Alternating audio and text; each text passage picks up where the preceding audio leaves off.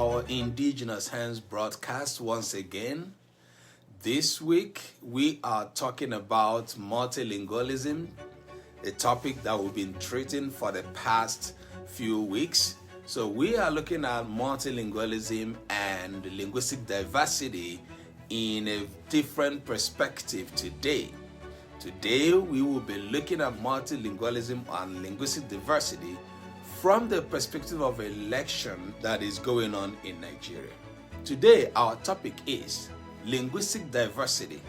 Why use sign language interpreting during election broadcasts? Linguistic diversity. Why use sign language interpreting during election broadcasts? This episode is dedicated to the ongoing Nigerian elections. You may have noticed that in the recent Nigerian elections, during election-related broadcasts by the federal election officials, sign language interpreting was always provided. Why? Why does the government care so much as to want to carry the deaf people along in information dissemination in election matters and not necessarily in many other matters? To what extent are these deaf people really carried along? Have you asked of this? In election matters and in civil decisions. Which deaf people, for that matter, which deaf people are targeted in this kind of speech? The educated deaf, right? Yes. And by educated, we mean those deaf persons who went to school and possibly learned the school sign language. Our studies show that about 75% of this population, whether in the rural or urban areas, became deaf through an illness. In our study, we have described the two major deaf communities as we have it in Nigeria: the rural deaf community and the urban deaf community. We have equally described the gap that exists between these two communities. So for today's episode, we are concerned with the deaf in the rural deaf communities in Nigeria. And we want to look at how they are impacted by elections, electioneering, and government policies. In the dissemination of information about election, let's look at language use as it concerns the deaf population in Nigeria. First, I would like to believe that the election policies that I recommend for sign language interpreting during national broadcasts recognize the deaf people as a unique linguistic community. But I wonder if those election policies recognize the language diversity that exists in this community. It is important to acknowledge at this point that the language used for such broadcasts is the school sign language. For the past few weeks, we have been discussing multilingualism and linguistic diversity.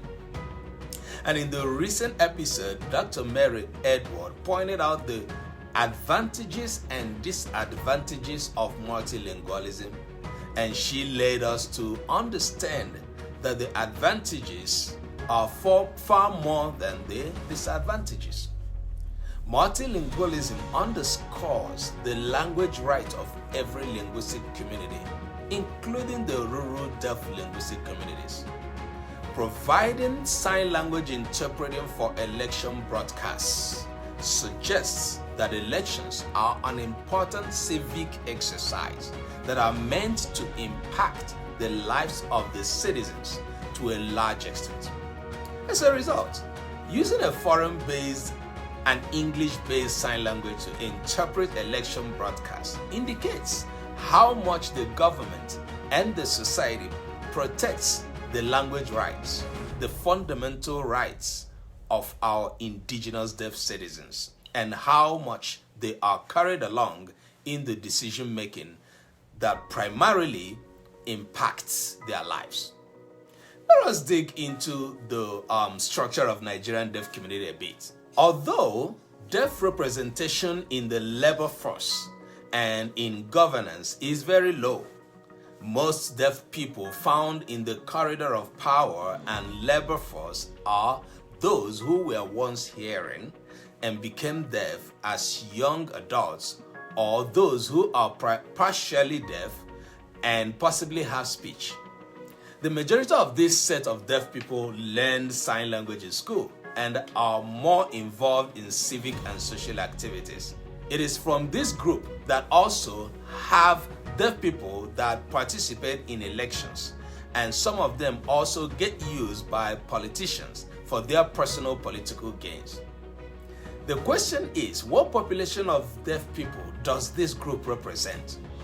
Truth be told, an election communication that targets some members of the society and leaves other members out is not inclusive. And if a population of a country is not considered, not even remembered in election information dissemination, how then would the government that is a product of that election include the excluded group in their policies? Let's put this in another way. How can a government that excludes a population of her citizens in election engagements include that same population in policy formulation? I think it's as simple as that. This is a situation with the indigenous deaf population of Nigeria. This has been the situation which has been so ignored that we hardly remember that such population exists. Looking at this from a broader perspective, one may say that there are other groups that are also neglected. Yes, we agree. But it is our position through our several years of research that this is one of the most neglected groups in Nigeria. Not only in election matters, but also in other dividends of democracy. If at all, we were talking about the democracy, real democracy here. No wonder no one is talking about policies that promote indigenous sign languages for deaf education. Policies that promote early literacy through early access to indigenous sign language. Who will pass a bill for a people who are socially stigmatized on every side? Tell me, who will advocate for a group that is grossly disadvantaged, linguistically and culturally marginalized? As we wrap up in today's session, we want to remind us that today's discussion is dedicated to the indigenous deaf communities in relation to Nigerian elections. Why do we use sign language interpretation in election matters? If not that we identify the deaf people as a linguistic community, then why do we use a sign language that is not all-inclusive of the Nigerian deaf community? If not that we value the linguistic rights of some over others, multilingualism should arbitrarily protect and promote the linguistic rights of all. Let us take time to think of all this. Anyway, before I go today, I would like to use this opportunity to appreciate those that have applied to volunteer with us. Beyond our expectation, we have received close to 100 applications, and we are glad about this. Soon the volunteer training will kick off, and I want to let you know that we are putting together a comprehensive training for our new volunteers. Meanwhile, the application is still open for those who are still interested to apply. And finally, for our valued iHands subscribers, we can't wait to introduce you to the new face of our iHands app. It's loaded. Wait for it. All right, I'll see you next time. Bye.